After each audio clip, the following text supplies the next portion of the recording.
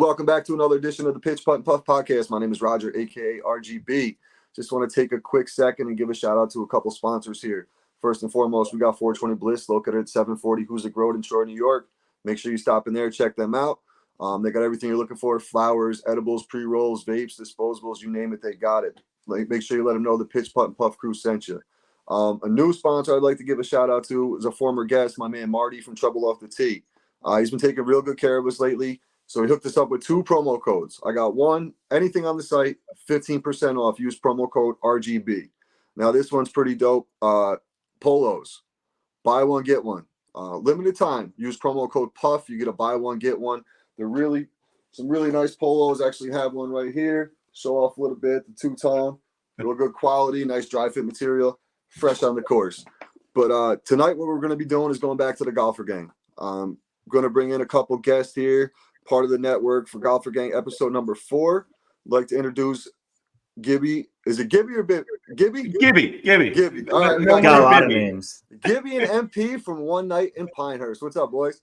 What's happening, man? Thanks for having us. Really and we're back, RGB. It feels funny being on this side of the aisle. I know this is our first guest appearance. I think. Oh, is that right, Gib? Yeah, I believe so. Yeah, we've just been like grinding out episodes, and we never stopped to see if anybody wanted to ask us any questions about our incredibly boring life.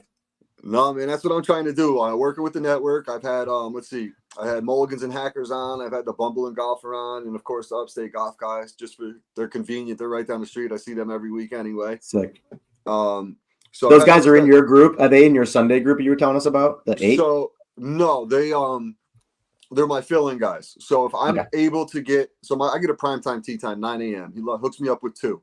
If there's a possibility of getting a 3rd, and those guys, so what they do is it's a golf week tour. So every week they travel around. Yeah, they travel around. I get taken care of so well at my home course. I'm not going anywhere. Right. There's no point. There's absolutely I was thinking about this today. Somebody sent me something on Instagram where they've created. I don't even know what it's called, but it's basically like it's a club you join where you get access to courses all over, and they get you on. It's not a novel concept, but memberships to a country club, I don't know that I can ever get there because I don't know that I'm willing to just play one course, and that makes me feel like I'm definitely in the minority. I kind of like to play 2, 3, 4 different courses, and I feel like if I'm a member somewhere, I know you're there for the tournaments and the camaraderie, but I don't feel like I'm going to get any actual value for my money, which makes it hard for me, which I know is not the point of it. But right. Yeah. See, the way I look at that is I get taken care of so well with if I can call up and get a tee time at any time, pretty much. Convenient. The convenience of it. It's close to home. It's all that. It's also it's a pretty challenging course for the most part. So I started up only 6 years ago, and I started. Oh, nice. I was a lefty baseball player. I had no lefty clubs. Taught myself to golf righty. Yeah. So the slow process of seeing myself shoot 125 to 120 to 115 now in the 80s. At that same course, I'm seeing progression, so I want to continue to see that. Yeah. And where I'm at, where I was. Well, there are those holes too, right? That are the backbreakers. You're like, oh god, just get out of here with a bogey. That's it. Or even a double bogey on some of those holes, and then you get frustrated on the holes that play to your strengths that you end up bogeying or double bogeying those, and it's why? That's my par hole, or that's my bogey hole. Is it safe to assume that as a former baseball player, you, much like me, had a problem coming over the top when you first started playing golf and you sliced everything? Everything. Let alone, I didn't even really know how to hold the club. I still hold it like a baseball bat. I can't interlock my fingers. I have it got to the point where I was slicing everything. So then I started rolling the hand over, and then I was rolling it over too much and just hitting snap ground balls. And I'm like, dude, what is happening? It's like a balancing board. The golf swing is you tweak one little thing and you think you're going to be good, but then it throws something else off. It's the equilibrium has to be. It took me about 5, 6, 7 years to get rid of my slice because baseball is just not baseball's hands and golf is not hands at all. It's really not unless you're on the green. So, man, that's frustrating. So I feel you there. It was tough. I had one buddy, my buddy Neil, got to the point where he couldn't watch it anymore because he knew I was an athlete. He knew I was capable of it. And he's like, bro, just stop moving. Keep your foot. He stood there one time and held my front left foot into the ground because I was picking it up like I was Kirby Puckett. Yeah. And I'm going to knock one out of the park. You, when you go to the range or something, do you film yourself at all? Do you film yourself and look at your swing? I just started really last season. I started like just filming my shots. Like I go out with one of the guys I play with on Sundays, my man Fairway Mike. We play probably 5 days a week, and he's an older I guy. like that name. Yeah, Me he's the too. best, man. He is literally a legend. There's one clip I have on Instagram where he's We telling got an a OB story, Mike. and it's the Similar but funniest. different. Yeah, it's the funny. He's the funniest guy. 71 years old, retired truck driver. I mean, you guys I can love that. imagine the stories he's got for us. You know. Those guys make money too. Oh, he does good. He did good for himself throughout his career. For sure. He was down in Florida most of his life, and then came back up here. I don't know why, but he's got. It feels weird. I will tell you, if you just get into it, it feels weird to film yourself and be that bozo who's like, I'm going to look at my swing, until you realize that unless you record it and then immediately watch it after you've made the swing to feel what it feels like and then see it, it's the real versus feel. It's made a big difference once I started doing that a couple of years ago, and now knowing it and seeing it, I can fix things a little quicker. So I think you'll like it. It's worth the time. Yeah, so that's what we started doing. I just started really doing it last year, and like I can see certain things, like okay, my hands were too far in, or my hand was rolled over too much, or my hand was too open, or I bent my arm because I was trying to crush it, or stupid shit. Yeah, it's really just stupid shit. Focus. It's all focus. Yep. And I try to, you know, we indulge in the PEDs and the pitch putt and puff to make sure we're extremely focused out there and take a puff and get locked in. Telling you, you don't want to be like I was telling you earlier. We can't be too focused or under focused. You got to find that sweet spot of focus. That's it. Magic happens. Gibby's seen it. He saw it not too long ago. Yeah, so it was incredible. So how'd you guys get into golf? So I'll take that. I started as a caddy. Was my first job at Indian Ridge Country Club in Andover, Mass. I was 12 years old and I was like 4'8" and weighed 100 pounds. And the bag was like, the first bag I carried was probably 85 pounds. Oh my God. And it was the toughest $25 I ever made. And so I was doing that, and they used to have Monday caddy night. It was like Caddyshack. Like all of us 12 to 15 year olds are going out on the course playing and just hitting grounders, trying to get like 15 shots in on like a par 5. So that's where I first started playing. My dad didn't play at the time, and then after he retired, he started playing more. My brother's really good. One of my brothers, the other two don't play, and then it was just like a social thing. Like, hey, what do you want to do? Let's go to the par 3, and I played with our other buddy who's a regular on our show, Alex, and we had memberships together. So I would drive up like half an hour and play with him, at 7 in the morning or 6:30 in the morning, and get back to work at like 9:15 or work from home. And that's when I was playing a lot. I was playing like 2 to 3 days a week, and you need that consistency to get better. And the kids started getting older, had more responsibilities, and I've fallen off in the last 4 years, 5 years. And I'm feeling like this summer though, it's things were starting to click at the end of our golf trip. Not always, but what a great sport. It is. It's like it's the hardest thing to be consistently good at that you can do. It really is. Like you're right, Gibby, because you put the time in before we left on that trip. You like went to a boot camp basically for just it's about getting the reps, but then also making sure those are quality reps, and you're teaching yourself something that you can replicate. And if you can just get it, it's so much of it is just like swing your swing, right? Like whatever it looks like. None of us have the same looking swing, but there's a lot of ways to get there. It's because that's like me. I go out and play 5-6 times a week, but I don't go out and practice. I go out and play golf. I don't. You're kind of practicing. You're practicing. Right, but I'm not sitting there chipping for 45 minutes before I go. I'm getting out of the car from work, and it's where I'm on the box pretty much. You know? So it's like if you can do that and get really good, you piss some people off. Just show up on the first tee and beat people. That would make them very mad. It's absolutely. I like that. My backstory is pretty similar to Gibby's. My grandfather played golf, and so he got me into it. He was a snowbird, so he'd go down to Florida in the winter. He used to work at the Honda Classic, and he had like a bunch of like D-list golf buddies down there who like on and off tour. And so I was always around it. I enjoyed it. I played it growing up intermittently, and then played in high school as sort of like a buffer to get me to like winter and indoor track and basketball before I played baseball, because I didn't play football. I didn't play a fall sport. And my high school played golf at a private course in Massachusetts. That's like one of the nicest courses. So like a course I would not have access to. So I said, hey, I'm going to go join the golf team and just play. I mean, I didn't play that much because I was a baseball player. So it was very random that I would square the face up and actually play consistent enough. And like, I spent so many years after that doing the same thing over and over again. And then I moved a bunch and just like, it wasn't a huge part of I played sparingly. And then I'd say over the last like 4 or 5 years, I've played a lot more, just trying to play consistently and like make progress and get better. Cause it's frustrating to like either play bad golf a lot or just play like intermittent good golf sandwiched around a bunch of bad golf. It's like, it's like, I'm going to do this. I want to try to get better. I would say since we did I started joining the golf trip and now this past year, there were 16 of us. I think it started like with 4, with 8, with 12, but and we're on a text chain that goes year round, and any given time you walk away from it, you might like for an hour, you might see 100 text messages. And it's what keeps you moving. It does. So I think there's some motivation there. Like you don't want to embarrass yourself. You want to play your best in front of your buddies that you've been talking about a trip for a year with, right? And like, people are member guests together, et cetera, et cetera. So I think that helps too. It kind of keeps everyone honest. And there's one guy, it kind of reminds me of you. He started like 2 or 3 years ago, actually playing golf like consistently. Mace.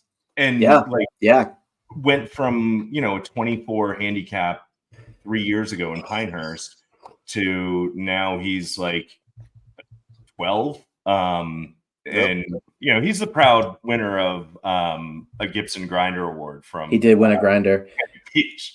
I want to see how many rounds he played last year. Yeah, I know it's impressive. So I think it's fun to see people from different walks, right? Like those that have been dialed in all winter that were practicing, they're chipping, they're putting in their garage or at Top Golf or whatever. So, but it's such an awesome game, and there's always an opportunity to get better too, right? Like always.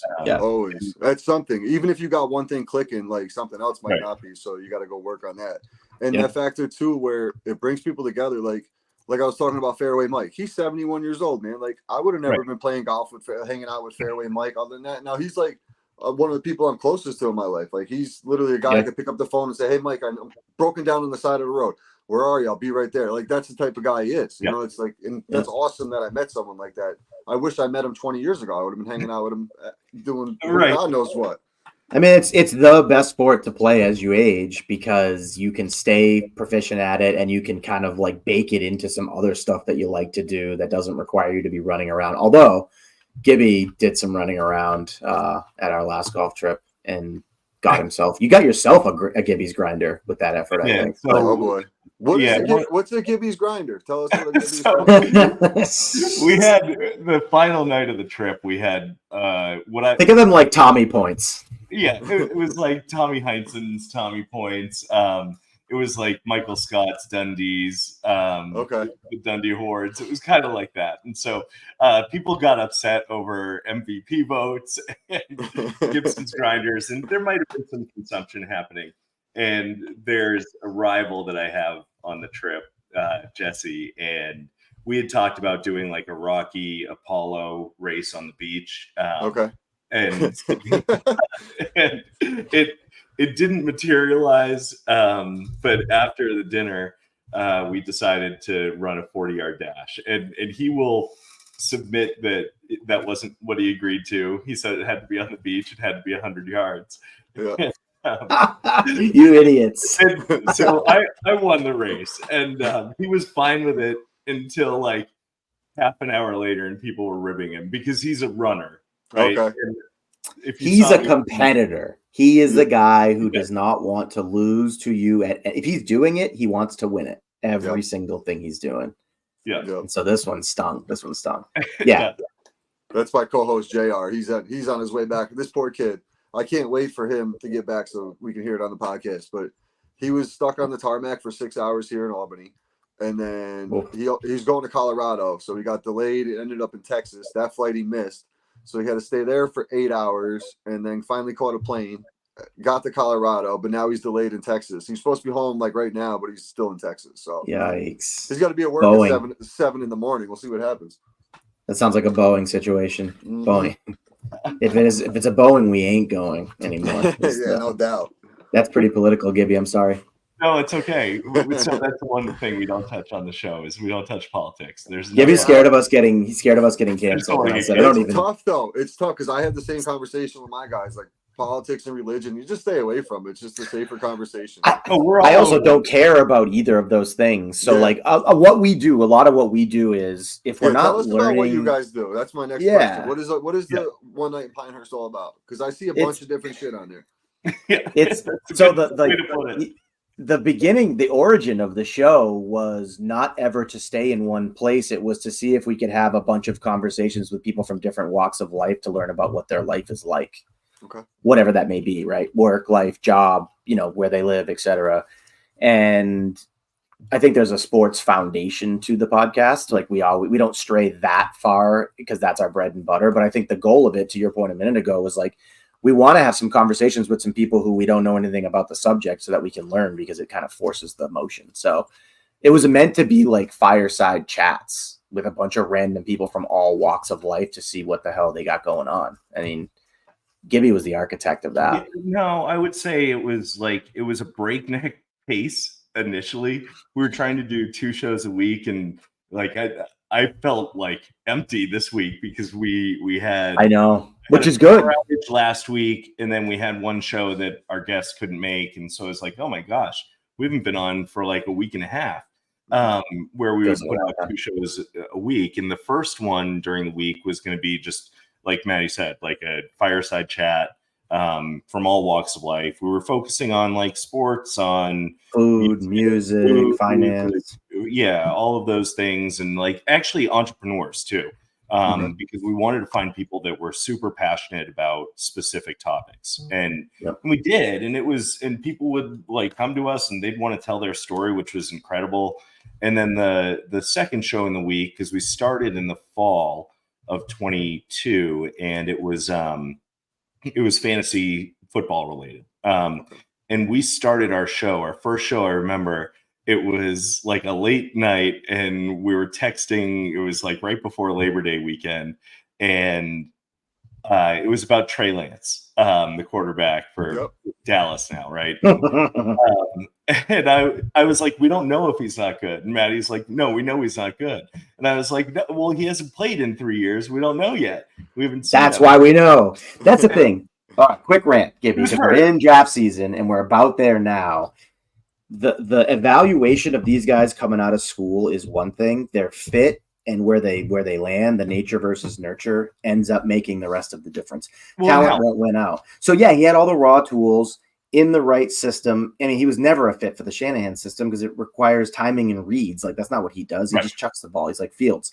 Yep. But you put him on a team where he would have played, he would have just been Fields. There's either going to be guys who can play or there's going to be Fields. That's the only denominator anymore. Like, that's what it is. So many college guys are based, stay in college football quick, but college guys are based off of a system. If you translate that system into the NFL, they're not going to be successful. Quarterback especially, that's the hardest. Like receivers can make it work, but not quarterback, which is the most important position. And I'm a Giants fan, so sitting there, like, I'm a big Miami Hurricanes fan. I watch a lot of ACC games. Watch Daniel Jones play for Duke for the couple of years he did.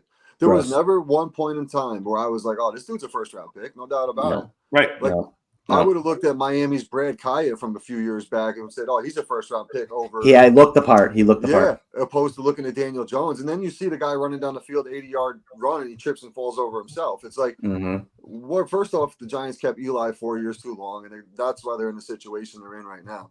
And I did not watch one game all year. Like, I didn't even turn it on. Just can't do it no more.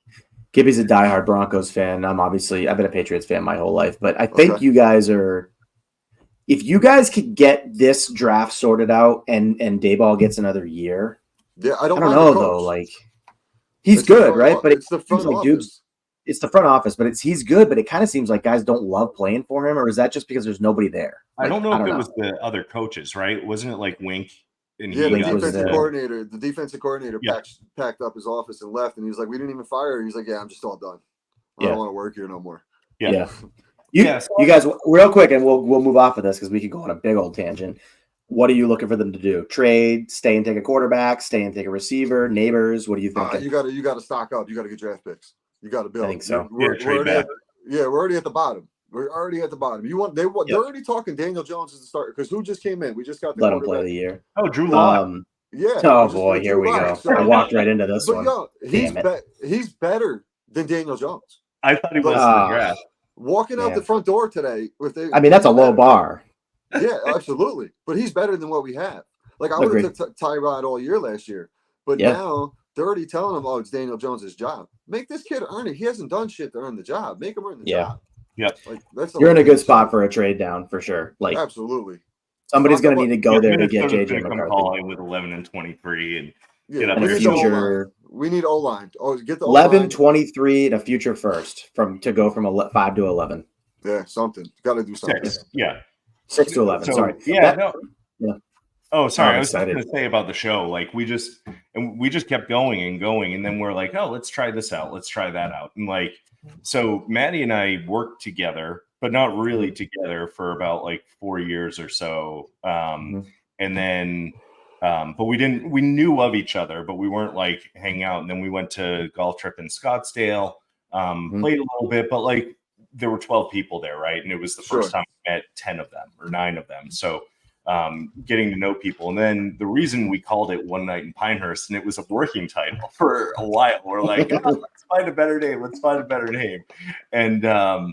And so there was one night on the trip we had a couple of years ago in Pinehurst that was just everything. We were at the Cradle at Pinehurst and like the par 3 golf course, and it was mayhem. People just betting on these 12-year-olds. So much fun. What a special, magical place.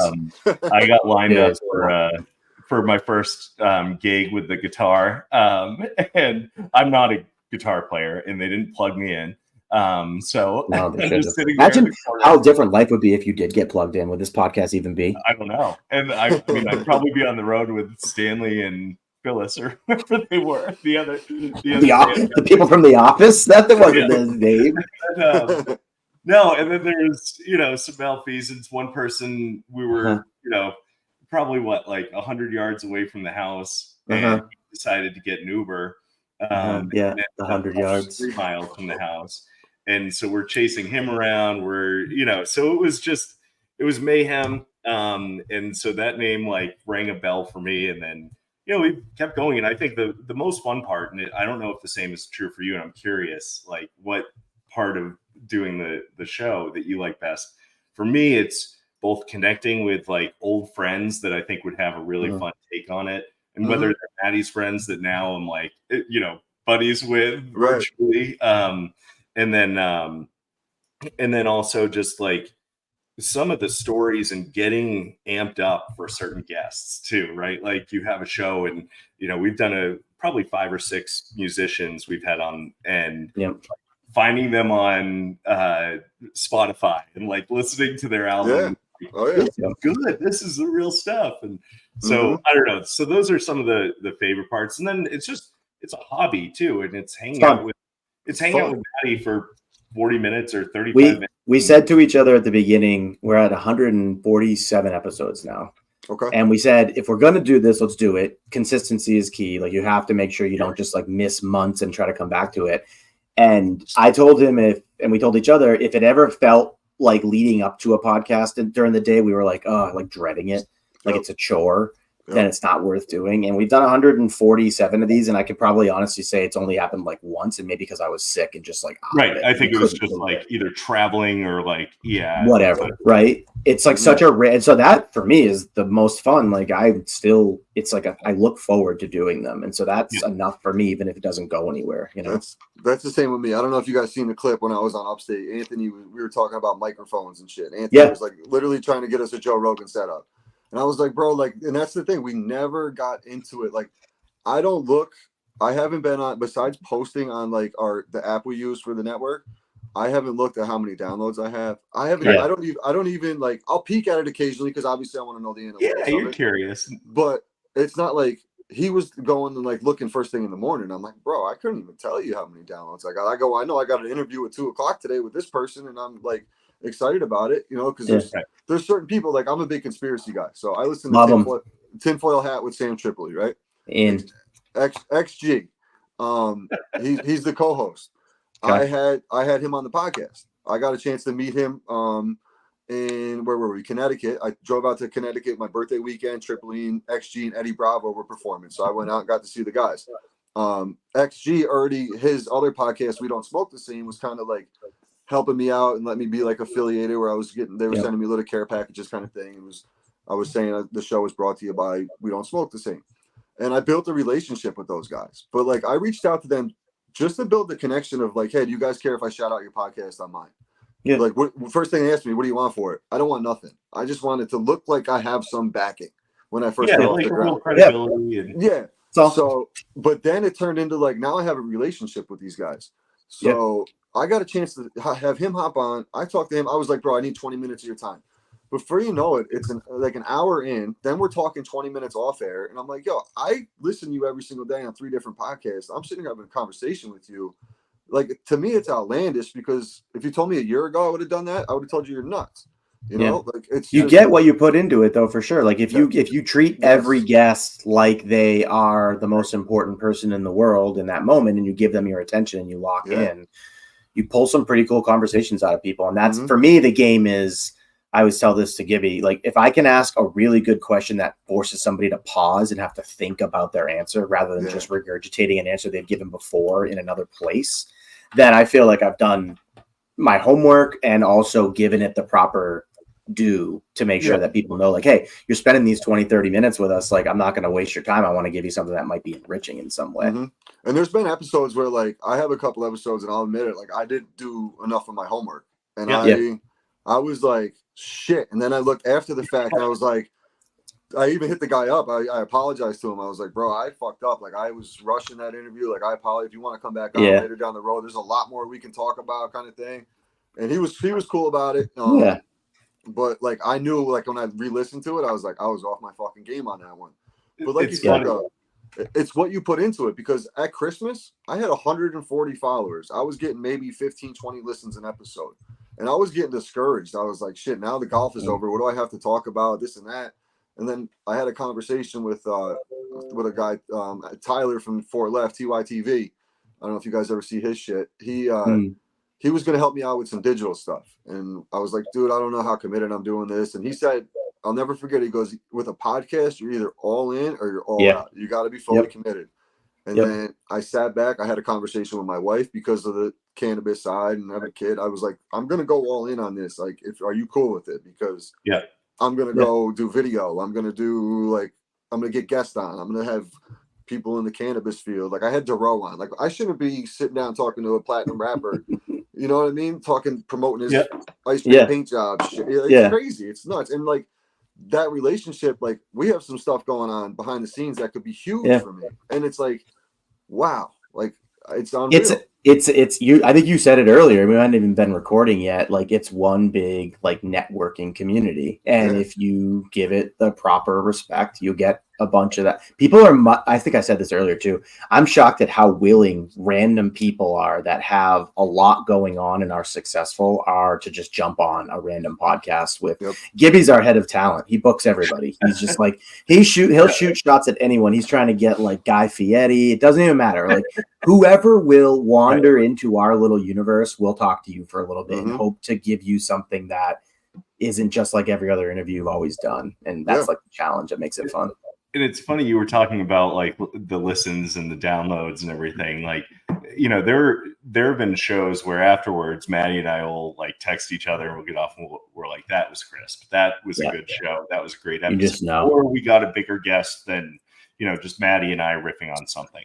And like, oh, this is going to be a big hit. And then like, sometimes it's the best shows that do the least in terms of downloads, in terms of listens. And I'm like, are you kidding? This was like, this was gold. This was crisp. It was fantastic. And then there are other ones that just appeal to the audience. And so it's, I used to obsess over it, but like I would get excited now. That's Anthony. That's Anthony from upstate. That's Anthony from upstate, man. I'm telling you, like, he had Brandon from New Nine, the guy who's trying to get on the Master or at Augusta. Oh yeah. He had him on, and he posted the episode. And it was the Tuesday when like the internet went down and you couldn't get on Instagram and Facebook. So he's freaking out. He's calling me. He's like, Raj, what am I gonna do? I go, bro, I don't know, start calling up all your friends and tell them to listen. What are you supposed to do right now? There's Yeah, like what you nothing. do? Make a TikTok. You get on your account, text like, chains with your buddies. Yeah, That's exactly make what up you do. 17 different accounts and tell him. Yeah. And like he slowly like reposted some clips and this and that. Yeah. And he got some views on it, but it wasn't nearly what he thought he was going to do. But then he had someone else on promoting like a brand or something, and that one, boom, boom, boom. And I have There's no like, rhyme or reason. I noticed a lot of my cannabis interviews are getting higher numbers than some of my regular golf stuff. And I'm like, okay, is that the avenue that I'm going to start to go down? Like 420's coming up. I'm going to do, I usually do 3 episodes a week and then drop a 4th occasionally if I have like a really cool guest. I want to get the episode out right away. Nice. But like I'm going to do 5 episodes that week, all cannabis, 1 a day, 30 minutes with each person, just pumping them out. I got some. Yeah, I love it, dude. That's what we did when we started. We were just like it was almost like every other day we were like, well, we better do another podcast. It was like we couldn't stop. I mean, the biggest challenge with that too is like just, and to your point, Roger, like just doing the work on it too. And like, you know, doing the research and what questions am I going to ask? Like Maddie's a lot better at just, you know, being in the moment in the conversation. Like there are roads that I know I want to go down. So like I'm writing out a few questions in advance, you know, and especially on the shows where like it's a guest that probably leans towards my side of the world, Sure. You know, and so I want to, you know, make sure I'm prepared. But like, it's the best part about having a partner in this too is like the second you're off, he knows, right? Like he knows when to jump in, and that's fun. That's when it's like really cooking. It's like, okay, it is fun. It's fun, and you also don't like. I think we are like collectively we comprise like a full human because, like you said, you love to prepare. Preparing is like what makes you feel good. It stresses me out in general in life. I like to just be in the moment. I make my best decisions, and I'm like more free in the moment.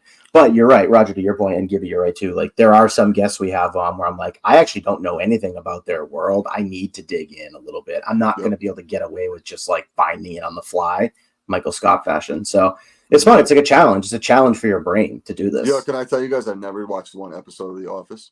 Oh, that's okay. We had this debate. I know who he is, but I never watched 1 episode. Dude, everybody has one show that you've never seen that everyone's like. Mine's Game of Thrones. Never seen that either.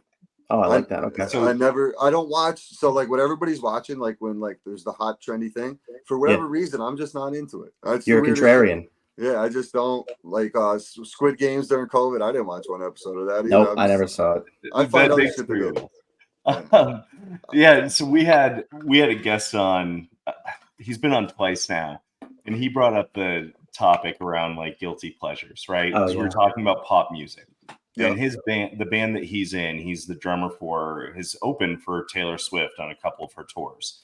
And so we were talking about pop music, and he's like, it's not a guilty pleasure to like this. It's just my pleasure. And it's like, it doesn't have to be like, you don't have to feel any guilt over it. So we also had like the My Pleasure fantasy TV show draft where we picked shows that like, you know, were just our pleasure to watch. And it was like the ranking of the best or the best director or the best written scripts. But so, you know, I think to that point, like it's just been fun to bounce around these different spaces. And it's like, hey, Maddie, we should do a show about this. Or do you think this would be fun? This is timely. And like, and I think that's one of the challenges too, because you mentioned, Matt, like it's gone in a moment, right? You listen to it. Most people are not going back and listening a second time or a third time unless it's like a specific guest that they're in love with. And I don't even go back really and listen to mine twice. Like I'll listen to it once and I'm pretty much all right. I got to figure out what I'm doing next. I listen to ones that I feel in the moment like I didn't have my best stuff to see if I can. It's kind of like golf with taking the video. I go back and I listen pretty quickly to see if I was right or wrong. And if I was right about it, then I try to find the moments where I just didn't have it and see if I can dial that up. And if I was wrong, then I use it as a little confidence boost that, hey, I'm actually not that bad at this, whatever the hell that means in the world. But it's fun. I like doing this, man. It's a good time. You challenge yourself a lot. Yeah. And meeting new people, making new connections. Like it's really just, it's the experience of it, if anything, is cool. Like I don't expect to be, you know, making money off of it. I do have some things coming up potentially that I could be making money, which is great. But that money is going to go right back into this. It's going to be new microphones. It's going to be new cameras. It's going to be to that. It's not. We're like at that phase. Yeah, it's not like I'm going to go and I'm going to get a Range Rover because I got a check from a golf network. Like it's you know what I'm saying? It's not me anyway. I'm a laid back dude. I just mind my own business and go with the flow for the most part. That's what attracts people though too. Like we've had people on the pod, and then I've listened to other pods, and you can kind of tell there's no chemistry. The host or hosts, or I guess in this case has to be hosts, should have some chemistry. Like you should be playing off each other, like Gibby was talking about. We've become very in tune doing that. And then we have a third buddy who does basically half the year with us when it's football season, and he's in the same boat. Like we just, it's one voice. But it's really tough when you listen to a podcast and you can kind of tell that the guests are not building any chemistry with the host. Yep. It's not a good listen. It's just kind of like clunky. When it's more of a conversation, like none of this is here, and we're literally just sitting in a room talking, which is why originally Gibby and I were thinking about it being like a fireside chat where you're just quite literally hanging out by the fire and chatting with somebody. Gibby, what'd you say? It was something about weddings. You had a quote that I liked. Yeah. So there was something, I thought about, like, and it was in tune with the guests that we had on initially, and like, a lot of entrepreneurs, but it was really about like, it's seeing old friends to a degree, even if you've never met them before, but it's the person at a wedding that you had 10 minutes to talk with because there are 140 people and 70 of them, and you only have 5 minutes to really chat and catch up. But having the opportunity to get like 30 minutes or 40 minutes with that person, 2-to-1 or 1-to-1, I think is, probably my favorite part of the show. Yep. That's the cool. That is the cool thing about it, because like I said earlier, getting XG on. Like I had a company reach out to me about maybe running some potential ads on the podcast, and I didn't even know. They're like, give us some pricing. I didn't even know where to start. Yeah. And I'm like, I literally sat in front of my computer, like trying to write this email, and I'm like, what the fuck am I going to put? And it got to the point where I was like, all right, who could I ask? And I have his number, and I communicate with him on Instagram and stuff, but I don't like bother him, text him, and shit like that. Yeah. So I literally, it's like 11 o'clock in the morning out there. I'm like, bro, I really hate to bother you with this, but I don't know anybody. I don't know anybody else. Like you're the only person in my whole cell phone of 500 contacts I have in here that I could reach out to and ask about this. He's like, yeah, bro, this is awesome. No, and we like our conversation was like about getting to the next level. So like when I called him and told him like, yo, I got a potential deal and some other stuff that I'm going, he's like, bro, this is awesome. This is what you should do. Gave me the whole breakdown. This is what we do for our podcast and so on and so forth. And I sent the email out, and I mean, it's so far so good. We're looking all right. But you said like, earlier too, you're in sales, right? Yeah. So that's the common denominator here. We're on sales, and none of us are afraid to like ask, because you've been told no so many times. You said that at the very beginning when we were talking, like that's how Gibby feels when he tries to get guests. That's how I feel when I just randomly shoot my shot at guests. Like no isn't going to really stop us because we've heard it so often. So I think this archetype tends to be more successful in podcasts because we're a little bit more assertive, I think. Yep. Well, let me ask you this. Did you guys ever have like hit up a guest and then they ask you like how much you're going to pay them? No. We haven't had to pay a guest yet. Surprisingly, it hasn't even come into my mind. I just had that happen recently, and it was comical. Yeah. So like talking about shooting your shot. Okay. Yeah. So I'm in everybody. Like I guarantee in every person in the golf world or cannabis world, there's pitch putt and puff is somewhere in their DMs. Right? I love it. So caddy issues. The redheaded chick who's always out there. Oh, I've seen that. So I hit her up. She gets back to me. I'd love to do the podcast, this and that. So like we're to the point we're setting up a date and everything else. And she goes, "Oh, we just got to talk about my fees or my dues." Or I'm like, "Oh, honey," I was like, "I'm such a small podcast. I'm not making money to spend money and this and that." Right. And I'll tell you guys off air what the price was. But that's funny. For 30 minutes, it was a little. I was shocked. But like I get it because that's what she's getting for 30 minutes of her time, unfortunately. Right. I have no problem with that part of it, right? Like if someone else is willing to pay you that, then great, you should ask for it. Yeah. I'm not going to be the one, or you're not going to be the one to pay them for it. But it's funny, I haven't even crossed my mind. Like we've had some people on that definitely aren't like, maybe too, because it sounds like she's a content creator. Correct.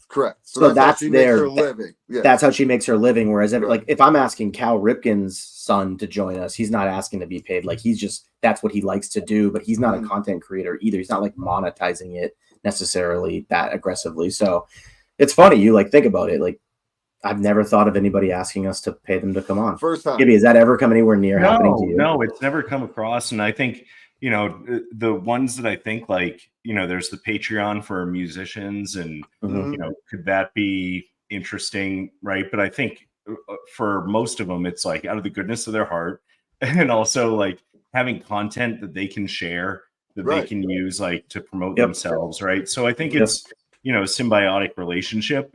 My thing is always like, look, we're still small. We're not, huge yet. We're not going to increase your followers. And I had a running joke with guys from Band of Heathens, or just Ed Jurdy, one of their lead singers. And right after, like the week after we did our first show with him, they were on the Today Show, promoting their new album. And I was like, look, one episode of One Night in Pinehurst got you on the Today Show. You performed at the Grand Ole Opry, and then I forget there was another one too that, similar story. And that we obviously had nothing to do with, but, I think you have to have humility doing it too. Oh, absolutely. Like I laughed it off. I thought like when I'm messaging back and forth with her, I'm sitting there going, yo, this is crazy. Like I actually got a shot of getting this chick on here. Could be good for get some likes, get some views on this one. And then all of a sudden she hit me with that. I was like, damn. I was like, I don't think even if I was making money, I don't think I would pay for any guest, to be honest with you. I bet you that's not common unless you are like a content creator like she is, who has like a brand and a page. Everybody else kind of just tends. And that's fine. Again, that's fine. I have no problem with her doing it. Like if I could do it, I would do it too. Yep. But there's a whole nother world of people who just like jumping on and talking, and they don't think about it, never crosses their mind, which is, to your point, I think that's like the lane that we'll probably want to swim in. Yeah, and Roger, I'm not going to send the invoice for a while. Like, no. It's interesting. Golf Gang Network check. Jeff, get Jeff on there. Just forward it to them. It has been an awesome group. Jeff has been super helpful, and absolutely. Shout out Jeff, man. Jeff's the man. He's really smart, great guidance. It's all the stuff that you kind of know. It's right. It's like going through a sales training program. It's experience. You kind of know it, but until you hear it again, until you start to act on it, it's super helpful. And we had a joke. What was it? There wasn't anything that he asked us to do. He was like, nope, keep your intro, keep doing this, whatever. And I was like, no, it's like the Howard Stern boss from Private Parts, where it's like WNBC. But we're going to have Jeff on soon. And I joke around about that, but I wanted to play this whole, like, we're at odds a little bit. Because the first thing you said to him when we jumped on is, you said this earlier, like, hey, we're not just a golf podcast. He's like, I don't really care. I was like, we were just kind of like, it's a little bit of what we do. And he was like, that's fine. We're like, all right, we're gonna get weird. So if that's cool with you, then it's all good. But he's been great. Well, because obviously you guys, you look at your name and you think, okay, Pinehurst, it's golf, right? Mm-hmm. So then today, or was it yesterday? Yeah, yesterday I'm sitting at the in-laws house on the couch, just got done eating dinner, and I'm like, all right, let me do a little bit of research on the boys here, because I listened to, I think it was one of the Ripkins kid ones, a part of that one. And I was like, all right, let me do some research, see who you guys had on in the past and stuff like that. And I'm like, there's not anything about golf on here. No, there's not a lot. It covers about 3% of our especially during football season. It's like we do one episode a week that's to build out a FanDuel lineup, and then the beginning of the week is usually just some random, like, we've got a lot of recurring guests now too. We've got a lot of people that we brought on, I think, multiple times, that we've tucked them into a theme, so they show up and it's the same type of show every time. It depends, right? It depends on what it is, but it's fun. It's like something to look forward to. It's great. If you got guests that can be versatile in different topics, that just kind of makes it that much easier for you guys, and the headache of networking and finding someone. Oh, I need shit, it's Tuesday night, I need a guest. What are we going to do?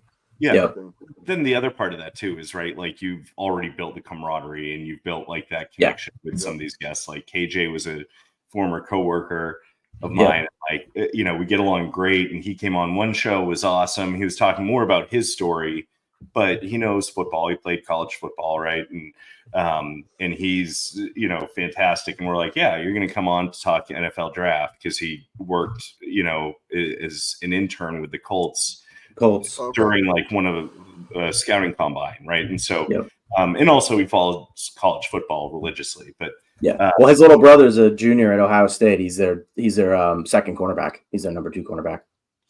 Fuck So. Ohio State, man. I got April Fools today because I'm a Hurricanes fan. They got us in 2002 on that bullshit pass interference. So yeah, they get. Was that the Ken Dorsey year? That was the Ken Dorsey senior year. Yeah. They were undefeated up at Maurice Coleret, ran in the touchdown. And that was like triple overtime, I think, right? I think double overtime. Yeah. Okay. I want Miami to be. I've always wanted Miami to be good. It's great for college football. It is. But like, why the hell can't they get kids there? Like, what is missing? Well, what's if you notice now, the SEC. Well, Nick Saban just retired because now it's a level playing field. It's the transfer portal, and they can't drop off those duffel bags on the front porches anymore. Everybody can drop them off now. Now everybody can drop a bag. So, like, if the schools are doing it right, like Miami got the first year, Miami got investigated right away, and come to find out, Urban and all those guys, yeah, and actually we weren't doing nothing wrong for once in the 30 years I've been a fan. But like with that, I got April Fools today, so I seen something that. Oh, the NCAA's looking into the refereeing crew of that night and this and that. I'm like, oh shit, no way. I mean, it's 20 years later, but I'll still take that dub all day. That was a win. And I sent it to my buddy who's a Canes fan. He goes, bro, it's April Fools. I'm like, fuck, man, they got me. They got me good. I was really excited about it for a second, but it's been since that game though for us, it's been downhill. I know. And Ohio State just went up. I've got I used to live in Colorado, and I've got 3 buddies who I'm still close with that live out there. And one thing that we pledged to do when I moved home like 10, 12 years ago is we have 2 drafts a year, one for college basketball, one for college football. We have to do them live. We get together, we turn it into a whole weekend. Nice. You pick teams. Everybody picks 20 teams, college football teams, and then there's a bunch of stats and data that adds up, and you put a bunch of money in a pot. Okay. And every year, somebody talks themselves into taking Miami anywhere from the 3rd to 6th round, just because everybody wants them to be good. Yep. And without fail, maybe every 4 years they'll win 9-10 games out of nowhere, and it's like totally fine. But then there's always years where they're like 5-6 going into the last week, and they just got to get one more. Bowl. Like I got to see them. It's crazy. They were so bad. They played the Pinstripe Bowl this year against Rutgers. I got to go down to Yankee Stadium and see them play. Yep. I've been to more Pinstripe Bowls to see the Canes than I have the Yankee games down there. Yeah. I've seen them. So I live 10 minutes from BC. So whenever they come to town, if they've got a good team and they're playing well, I'll go over there and watch. I've been to fun the last football. Three games at BC. I've been up. Okay. Yeah. We'll need to next time this fall we'll have to do something. Do it live. Yeah, like that. Do it live. Anthony would love to do that too. If you guys even want to meet halfway, play around the golf on a weekend, we could definitely set something up. Yeah, love it for sure. That'd be sick. See, this is how it happens. This is how it happens. This is it, because we got a couple big tournaments. Like we're doing a back to school tournament, pitch putt and puff, upstate golf guys. We had a local councilman on that podcast talking about it.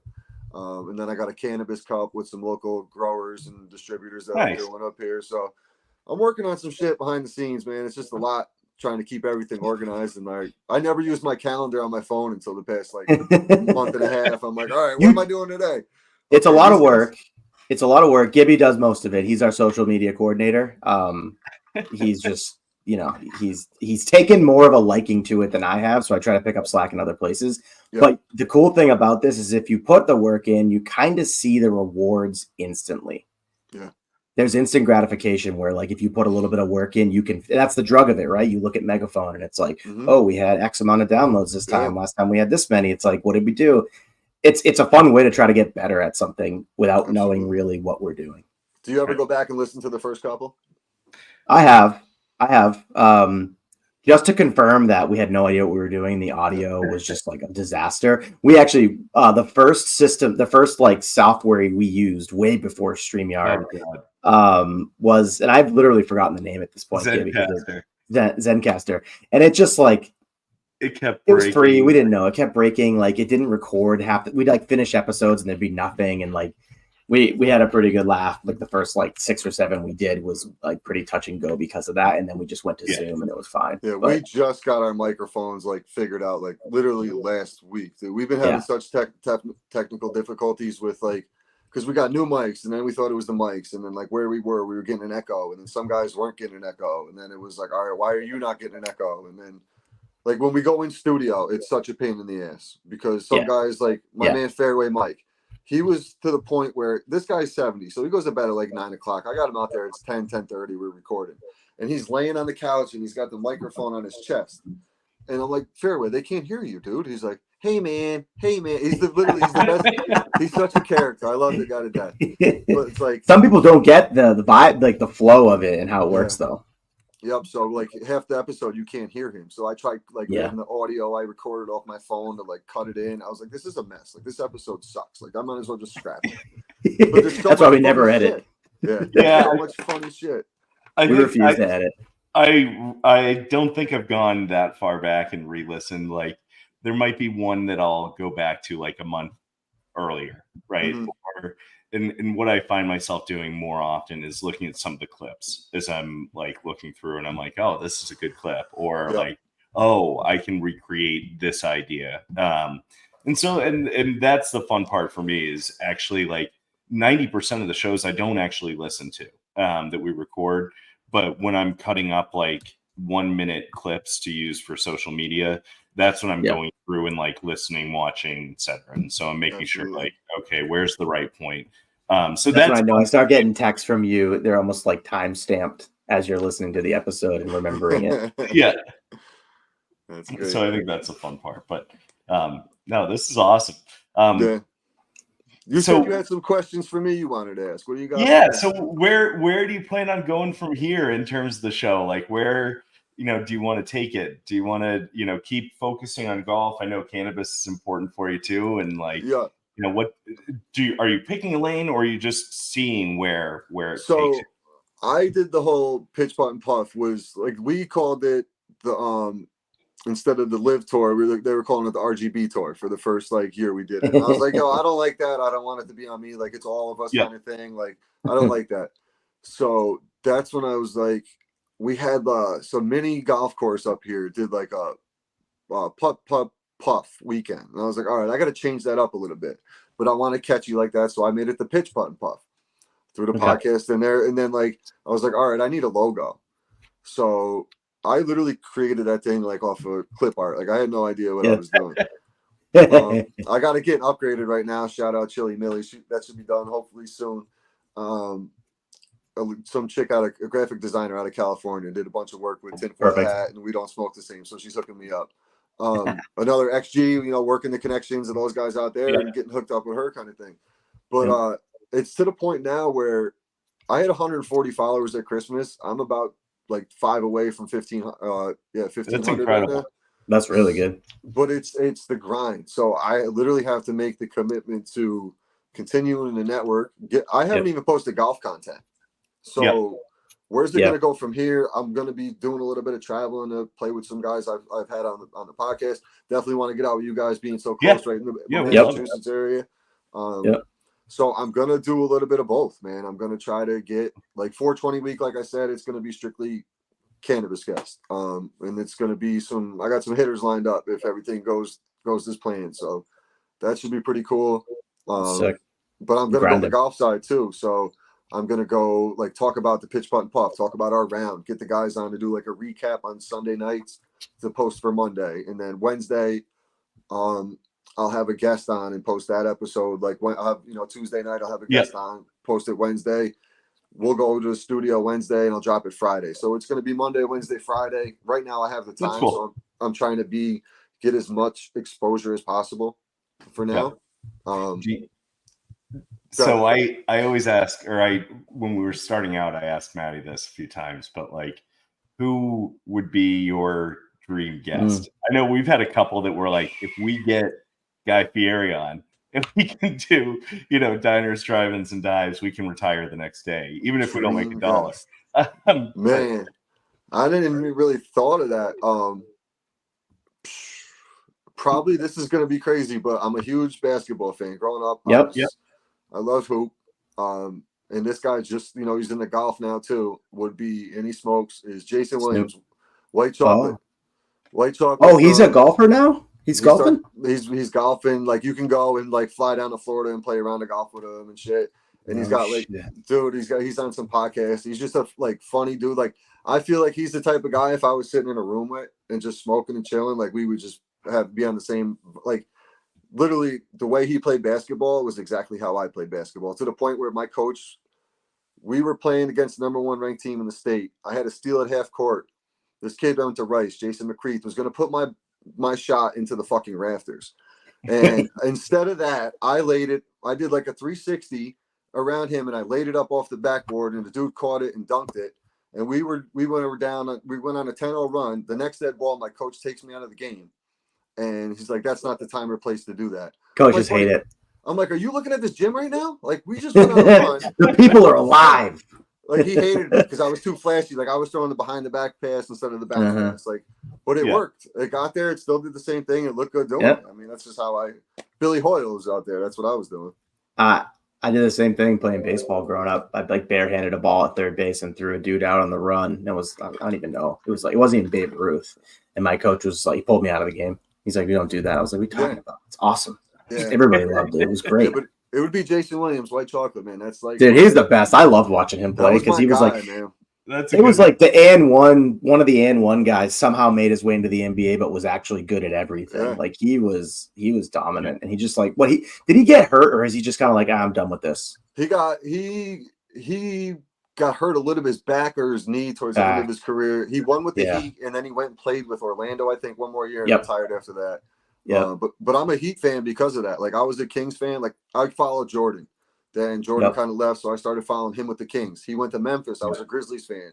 Then he went to the Heat, and then he retired, pretty much retired there. So Dwayne Wade, Pat Riley's from upstate New York, so I follow my man Pat Riley for the most part. But yeah, it would either be him, and if it had to be someone that passed, would be Sean Taylor from the Kings. That was my dude. That was my dude. Yeah. He was sick too. He would have been a dude who could have played. I mean, well, they would have fined him every single play, but every tackle he would have been poor, but he would have still been able to make it. Jackson, like before Jackson. Yeah, absolutely. Yeah. But that's a good question. I never thought of that until you just asked that. But it's fun to think about, like what shows you want to do. I like daydreaming a little bit, and like what are the questions you'd ask. I find myself, I'm traveling for work. That's a good question. I like that. I might steal that on you. That's a good one. That's cool. It's fun. It gives you a goal. Absolutely. But I got 3 questions for you guys. Quick. Let's do it. Favorite club in your bag? That's you. Go ahead, Gibby. I've got a 58-degree gap wedge that I tried to leave on 4 different greens the last round of 2023 because I didn't know what I was doing chipping, and but inside of like 80 yards, it's absolutely perfect for me. So or right around 80 yards. It can't be inside 50, but 60 to 80, I feel comfortable with it. 58.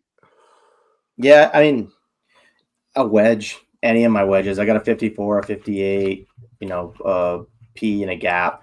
Yep. Anytime I'm hit, just to Gibby's point, if I'm hitting a shot with because I couldn't hit driver for so long because I was slicing everything, it was just like, get me off this tee and play. Yeah. I had to get really good from like 100 in, and that's what I worked on. And so 100 in, anything around the green, I love. Probably a wedge, 54, 58, because I love getting creative around the green and just like seeing how close I can get her if I can just stuff one in and not even have to putt. So that's nice. I get the biggest kick out of that. So probably I will say 54. 54, 58. I'd say my 7-iron just because it's my most versatile club in my bag. That's a nice club. Yeah. You use it to chip too? You use it around the green? I don't. I use a 52 around the green on the chip, and then I use my 60 to get cute with it and cost myself a stroke or two. A little saucy. Yeah, of course. Yeah. Exactly. What's your favorite course you ever played? That's a good question. I will go with Sunday River in Maine, up in the mountains. Nice. We were playing this game with Chicago. I don't know if listeners know how it works, but really, like, based on your handicap, you start with a certain score, right? So like the low handicaps start at like a 20 or 25. I was the highest handicap on the trip, so I started with a 3. If you get a birdie, it's -2, so you're trying to go as low as possible. Okay. par is like 1, or I don't know, 2, 1, etc. Bogey or double bogey doesn't count for any points. And it was like the second hole, we're overlooking like the mountains. It was, fall, all of the colors in the world. And I was shooting for double bogey, so no points on the table. And I had a putt that like rimmed out. And so I said, all right. And someone was like, what do you want for that? And I was like, it's not a 7, give me a 6.5. It doesn't work that way. But yeah, but Sunday River is definitely one of my favorites. Nice.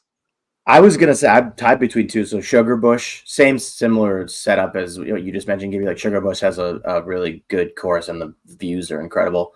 I played a country club in Vail when I lived in Colorado, and I think probably because it was in Vail, so like it was way over the top to begin with for no reason at all. Right. B, it had all of that outdoor New England visuals, but like times 2 or 3 because it's just another world out there. Those mountains are so big.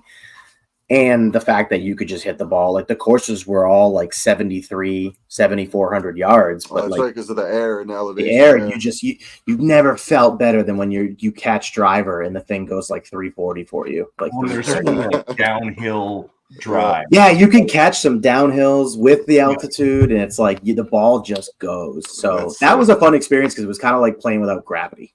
Yeah. I played down Slick Rock down in Texas, probably an hour and a half outside of Austin. I got a chance to play down there at my buddy's wedding was down there, and beautiful course. We played a scramble, but I mean, just the visual of the course and everything else was dope. It's hard not to love it. And then, what's one thing this upcoming season you want to improve on in your game? Being able to not like stab at the ball and do weird stuff around the green. Just chop it into the dirt. Yeah, making motions that like should never be seen on a golf course. So no, I would just say being able to, not have to chip it multiple times when I'm inside of 20 yards. Yep, same. The duffs, get rid of the duffs. Yeah. For me, it's actually like holistically just staying focused for an entire round, trying to like not give holes away by being upset that I didn't hit a perfect shot. Like very few golfers, even pros talk about this. They have like a dispersal of where they're looking to hit the ball and they never even hit it. And they're the best in the world and they play every day. So I'm trying to be a little bit more focused. And to me, that means not getting bent out of shape when I hit a bad golf shot because I suck at golf. I'm going to hit bad golf shots. But like, don't let them compound into like 2-3 holes with a couple doubles and then your score is ruined. So for me, it's that. And then specifically on a micro level, it's continuing to dial driver in and hit more fairways. Because if I'm hitting fairways, I'm shooting in the low 80s. Like it's almost a guarantee because I put all that time in with my short game because I couldn't do anything else. So focus and driver are big for me this year for sure. I hear a lot of people. I ask this question to everybody, and it's a lot of people are saying just staying completely like mentally locked in for 18 holes. It's a lot harder than people think, man. There's a lot of shit going on out there. You got to commit to every shot.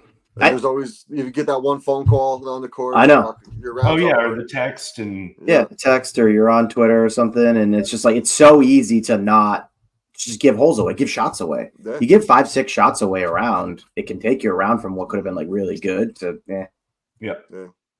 And the course we play at, the greens are tough. So like if you're not fucking paying attention and reading your line right and this and that, you're screwed. You're 3-putting everything. It's gonna get bled out. Golf, great man. What a great game. I really appreciate you guys hopping on. Man. I'm going for about an hour now, usually to max out here for the Pitch Putt and Puff listeners because they're probably sleeping by now, to be honest with you. Smoked out. But no, I really appreciate it. I'm definitely looking forward to get with you guys this summer. We'll figure out a weekend. We'll get together. For sure, man. I mean, you guys are not even, halfway is probably an hour for each of us because I'm right on, like, I'm probably 40 minutes from Lee, not even. So, we're right there. Springfield's an hour. Springfield's a legit hour for me. So, not far at all. I know Anthony and the guys go out to the Cape all the time. So, we could definitely plan something even around that. If you guys want to. Sounds awesome. Yeah, man, love it. You're coming back on, right? For Masters Week. You're coming on the other side of the fence, right? A little reciprocal. Yeah, with Anthony and them, I'll be on the Upstate Golf guys. Perfect. Yep. We're I'll be back. Yeah, man. Yeah, it's gonna be fun. What is It'll it? be It's fun, like man. April 12th or something. I think we're doing. I think so. I'll double Okay. check and I'll get Yeah. back to you. We'll have to But, check with our Well, scheduler. Once I we just send know- you the bill, we'll talk with her Yeah, and we'll get through just- our people. You know. Yeah, your people talk to my people. No doubt. Yeah. Awesome. Appreciate everybody tuning in. Where can they find you? So One Night in Pinehurst. Find us on Instagram at ONIP O.N.I.P. I'm not that good at Twitter and not that good at Facebook as well. But Yeah. if you look at find us on Spotify, Apple Podcasts, you can download any shows. Once we get to football season, you should see every Thursday or Friday a FanDuel lineup build. We try to return our investors 30% on their down payment, so decent ROI there.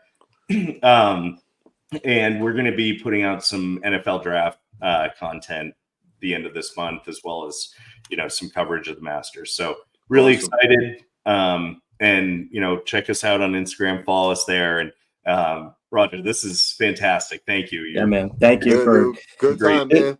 Keep grinding, man. Keep grinding. You're well on your way. You're blowing us out of the water. So we're going to be following. We're going to be riding your coattails, man. Hey, man, like I said, if anybody I can hook you up with, feel free to reach out. Same. Like, I'll put my cell phone number in the chat there, and we can go from there. Perfect. Love it, man. Love awesome. it. Appreciate everybody tuning in. Appreciate you guys hopping on. Make sure you check out 420 Bliss, located 740 Hoosick Road, and also Trouble Off the Tee. Promo code RGB15. You can get 15% off on anything in his website. And buy one, get one free on the polos. Use promo code PUFF. Later.